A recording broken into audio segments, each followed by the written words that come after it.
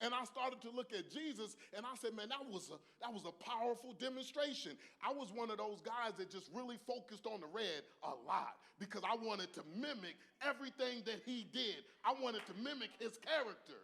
So I was focused on the red. When I seen that red, I'm like, oh, I got to really pay attention because this is what's going to get me there. Uh-huh. I believed it. Like, this is going to get me there. So I said, man, this is a demonstration. Everything that Jesus did was a demonstration. I believe Jesus as being God in the flesh. I said, man, any true leader is going to show you the way. They're not going to just tell you the way. So I said, Jesus is God in the flesh. Is God saying, man, you know what? I'm coming down to the earth to show you how to operate in this flesh. This is what I believe. So I started to feel like I was on the hook now. Because it's like, how am I going to be able to tell God that I didn't understand when he done sent himself to the earth to show you how to operate and function in this flesh? So I was like, wow. So I said, man, I got to get busy because I got to be serious about this because I wanted to get to a serious place. So I didn't play. So one of the things that really changed was instead of me just valuing just my people, everybody became my people.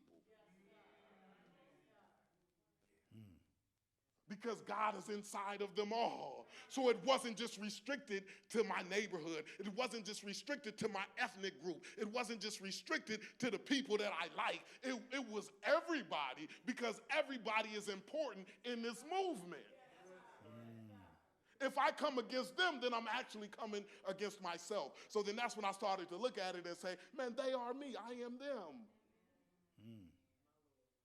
So it just changed my whole understanding and the way that I valued people. So you used to see me inside of the prisons and we used to have these different conversations and they used to talk about other people who had certain cases and things like that. Yeah. You know, they try to ostracize certain people and try to be critical of certain people who have certain cases. The cases that I'm talking about is usually sex cases or, you know, pedophile cases or things like that. And I used to talk to people in a manner and they used to be like, you taking up for them? And I said, man, I ain't condoning the behavior, but what I am doing is understanding what part that I played in them being who they are. Like, what if the drugs that I was selling to their parents, they got high and then they touched them and now they grew up as adults and now they are doing the same thing that was done to them. So then that means that my hands ain't clean. So I have no, I cannot be that person that be critical of somebody else when I got dirt underneath my fingernails. Wow. So then this is what helped me to be able to embrace people for who they are and not for what they do. Wow. Who they are and what they do are two different things. And that's the trick. And that's what I didn't understand. So as I started to get this knowledge and get this understanding, it just started to change the whole game for me. Because I said, man, you know what, man, let me go ahead and get to it. And I just started to just have these conversations with people inside of prison. And I said, man, hey, you have no time to be critical of everybody else. If you're looking at somebody else for their errors, then you look at other people's errors to make sure you don't have that error on you. But it's not for you to be critical or to hold it over their heads. It's for their errors to be your blessing. Man, I sure hope y'all are getting this. Errors is a blessing. Failure is the tuition to success. The only way you can be successful is if you fail. So then that means that when I see an error on somebody else, I'm not going to sit up there and look at that person and say, oh, shake my head and wag my finger at them. I'm going to digest that error to ensure I'm not making that same error.